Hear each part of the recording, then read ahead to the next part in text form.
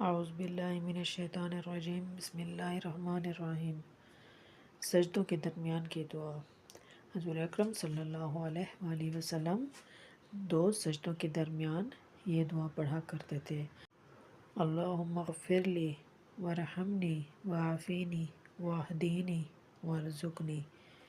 اے اللہ مجھے معاف کر دے، مجھ پہ رحم فرما، مجھے عافیت سے نواز، مجھے ہدایت پہ ثابت قدمی عطا فرما، مجھے رزق عطا فرما، میری کمیوں کوتاہیوں کو دور فرما۔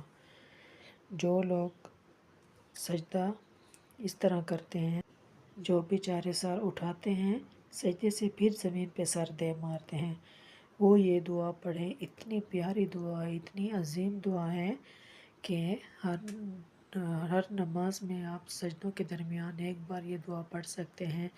5 سیکنڈ میں 5 دعائیں، اور اتنی عظیم دعائیں ہیں کہ اگر کوئی شخص ان دعاؤں کو اپنے معمول کا حصہ بنا لے، اپنی نماز باقاعدگی سے پڑھیں اور نماز میں 2 سجدوں کے درمیان اس دعا کا اہتمام کریں، تو اللہ تعالیٰ یہ 5 دعائیں آپ کی لازمی قبول کرے گا، آپ کو رزق عطا کرے گا، آپ پہ رحم فرمائے گا، آپ کی کوتاہیوں اور کمیوں کو دور کر دے گا، آپ کو عافیت بخشے گا۔